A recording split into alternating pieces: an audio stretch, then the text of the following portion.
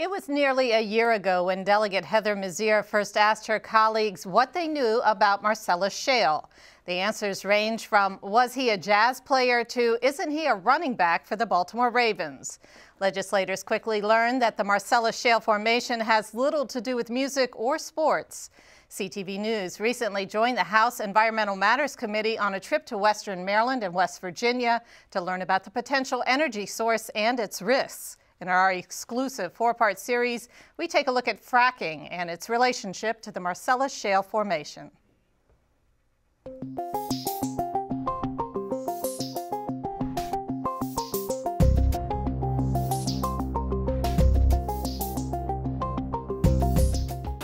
Turn on a gas stove or furnace and you may give little thought as to its energy source. But companies from as far away as Texas and Colorado have been reviewing data in their quest to lease mineral rights and drill test wells in western Maryland. It's all part of what oil companies are hoping is a boom in natural gas. The treasure trove sits underground in what's known as the Marcellus Shale Formation, which follows the Appalachian Mountains from New York to western Virginia.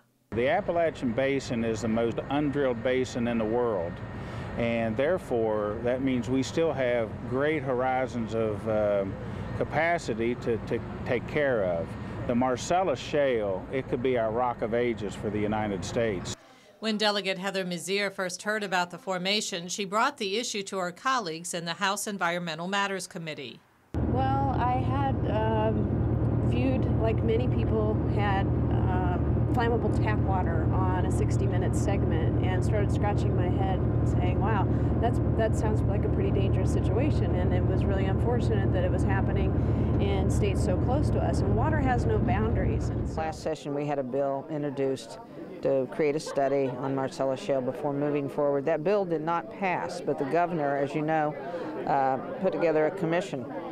The recommendations of that commission will all come to this committee. So I thought it was important for the committee to come out, listen to the citizens about their concerns. We're going to go see an actual Marcellus site drill. In August, the committee took a bus tour to the region to investigate the issue firsthand. Along the way, members got a look at the sprawling countryside in Garrett and Allegheny counties, where you'll find both the tallest mountains in the state and the fewest people per square mile. We have a lot of things here you can't find anywhere else in the state, such as the highest mountain, waters that flow north and don't go into the Chesapeake Bay, which a lot of people don't realize because they think all the water in Maryland goes into the bay. It doesn't. We have the highest waterfalls, we have the most snowfall, we have the only alpine skiing resort in the state. On the bus trip, delegates watched documentaries regarding hydraulic fracturing or fracking. The recently discovered process combines horizontal drilling with blasts of water mixed with chemicals. The high-pressure blasts then fracture the shale and release gas. The process would be used in the Marcellus Shale Formation, and Maryland is one of several states in the region that stands to profit from the drilling. And tomorrow, in part 2 of the series on the Marcellus Shale Formation, we continue our journey with the House Environmental Matters Committee. We'll take a look at a West Virginia site where they've begun the fracking process and a search for natural gas buried deep underground. Yesterday, we began a 4-part series by taking you on a bus tour of the Marcellus Shale Formation in western Maryland. That's where the House Environmental Matters Committee began studying a process known as hydraulic fracturing or fracking. In part 2 of our exclusive series, we hear from proponents of the new natural gas extraction process.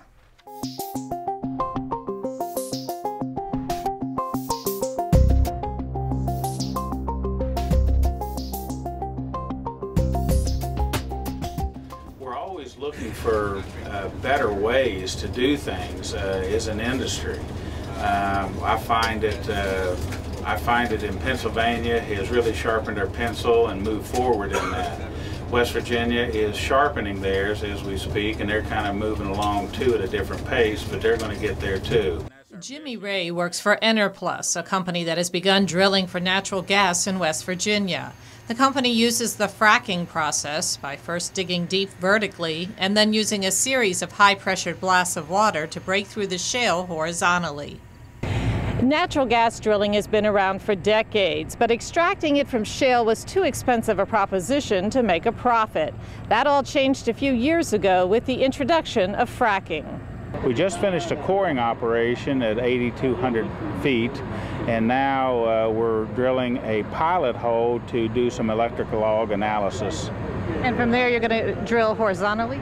Yes, at that we will determine our kickoff point, which we'll start building lateral variation and coordinate that through directional drilling type individuals, and then proceed out around 4,000 to 5,000 feet, and then traverse through the Marcellus Shale accordingly. Enerplus is hoping to convince Maryland legislators to allow the same drilling process in the Old Line State. The company has already bought leasing rights to thousands of acres in western Maryland and is just waiting for approval to begin the process.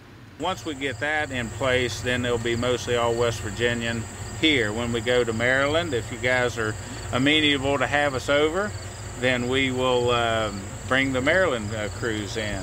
Proponents say drilling through the Marcellus Shale Formation in search of natural gas could be a huge boost to the local economy in western Maryland, one of the poorest in the state. These companies lease their land and lease the gas, so they get money for the lease of the land, and then they get paid a royalty once you start taking the gas out. So you're going to see actually billions, with a B, dollars coming in here.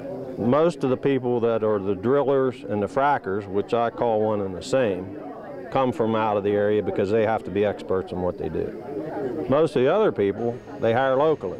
You need local companies to put in the pads, put in the stormwater ponds. You're going to need local companies to put in the pipe, and you're going to need local companies to maintain all this stuff.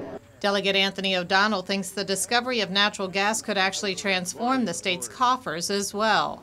He says it could allow a liquefied natural gas plant in southern Maryland to change from being an importer of natural gas to an exporter. The potential exists because of the large reserves of natural gas being developed and discovered in the United States in the Marcellus Shale deposit and in the Utica deposit, which is another deposit, that we'll have such an abundance of gas that that facility could possibly someday be turned into an export facility. Where gas would be brought there and loaded onto ships to go overseas. O'Donnell says that could ultimately reduce the nation's dependency on foreign energy sources that are hostile to the U.S., reduce the trade balance, and create jobs. Well, not everyone is sold on natural gas drilling. In part 3 of our series, we'll tell you about concerns some Western Marylanders have regarding the issue. We'll also discuss the potential risks of fracking in the Marcellus Shale Formation. Yesterday, we heard from proponents of fracking, a process that would be used to extract natural gas from deep within the Marcellus Shale Formation. The formation follows the Appalachian Mountains, which pass through western Maryland. As the state considers whether to allow companies to begin drilling on leased land, opponents are hoping to either slow down the process or grind it to a halt.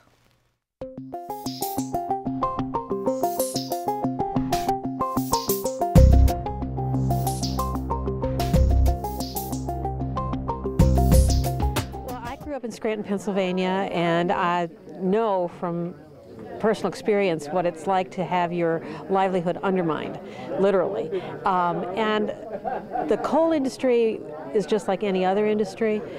The gas industry is an industry that wants to make money, and we have to be very careful because once you make these kind of mistakes, they're almost impossible to fix. On their bus tour to western Maryland, lawmakers voiced concerns about what environmental degradation caused by fracking could do to the region. As I look at it, and I think if you get the picture in the background, you'll find that this is just beautiful country. And once they start digging and putting in new roads, and once they start really getting into the soil, and the fracking process is so harsh on the land that it just ruins the whole beauty of the area. But getting opponents who would be directly affected by fracking to speak to the media is no easy task. Many say they fear retribution because of the intense pressure to lease their land. So CTV made a special trip back to Garrett County in November in search of opponents. Well, when you consider that the primary economic draw for Garrett County is tourism, and people come here to get away from development and those types of things. They come here for the natural beauty that the place offers. So yeah, I have some economic concerns. I think it's going to harm the tourism business a lot. Plus what it does to land values. Right now, if you have a lease on your property, or if property adjoining yours has a lease, you can't get a federally insured mortgage loan. This dog sledding business has been thriving at Deep Creek Lake for the last 8 years, but the owners are concerned that fracking may destroy the natural beauty of the region, the trails that the Huskies use, as well as the health of the dogs. Our community in Garrett County is unique to all other counties because we don't have comprehensive zoning. So our county does not have the authority to regulate the industry within our county. So we rely solely on the state to give our commissioners permission to regulate this activity. So that poses a significant, I think, threat to the citizens of our community. And perhaps nothing is as valuable a resource as H2O. Recent documentaries have highlighted problems fracking causes communities when methane gas leaks into drinking water. Delegate Marvin Holmes, who is also an engineer, says it's critical that companies use quality materials for fracking.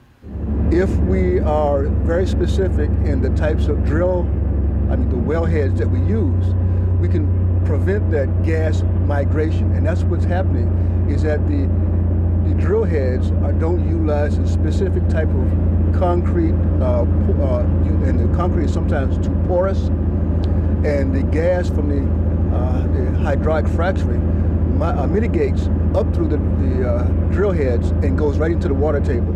Another major issue is the source of fracking water and where to put it after it's used. Experts say there is a long list of toxic chemicals used with little to no regulation, thanks to what's known as the Halliburton loophole.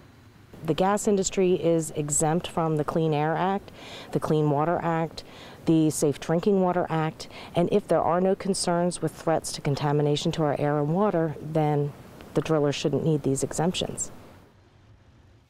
And tomorrow we conclude our 4-part series with an analytical look at fracking and what it could mean for Maryland.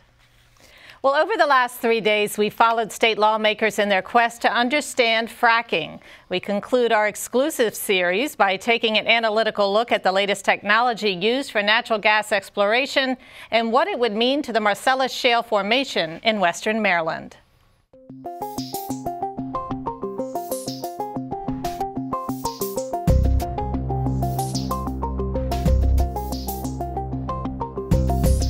Good for road subgrades.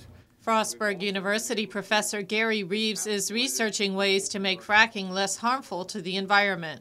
Drill shellings from natural gas exploration can contain 8 different toxic metals, including arsenic and lead.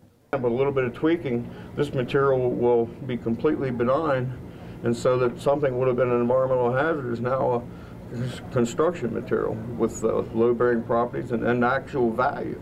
Reeves is hoping that byproducts can be used for highway construction to avoid the transport of hazardous materials. Researchers are also looking into ways to avoid hydrofracking, the use of excessive amounts of water in natural gas extraction, some of which is radioactive. One alternative is to recapture liquid carbon dioxide so it can be used in other wells.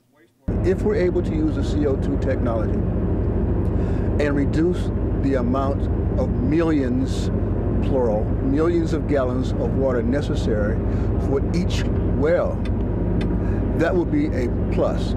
Creating environmentally benign materials is only part of the answer. Arkansas recently put a moratorium on fracking because of a significant increase in the number of earthquakes. And they're trying to decide if those earthquakes are a result of the hydraulic fracking that's going on in Arkansas. Analyzing the pros and cons of fracking in the Marcellus Shale Formation has been no easy task. Maryland legislators spent the better part of 2011 trying to decipher the issue. Well, we are a state economy. We don't exist just in Prince George's County, so if we wipe out the tourist economy, the recreation economy in Western Maryland, that's going to impact on us in terms of lower revenue, increased demand for services. The cost of environmental cleanup is a huge cost, and the state is the body that's going to end up with that cost if we don't do it right. Here at Deep Creek Lake, some local residents have already begun leasing the rights of their private land to natural gas companies. Pennsylvania has also gotten into the action by leasing state land and reaping the profits. It's something Maryland has yet to consider. We don't know exactly how much lands that we own mineral rights on completely. We know that there are a substantial amount that are owned by private landowners that it might have been 50, 60 years ago when we purchased the property. Or the federal government, when they gave us a gift of 33,000 acres of land in the 50s, they retained 75% of the mineral rights. We need to have a baseline review and analysis of our groundwater.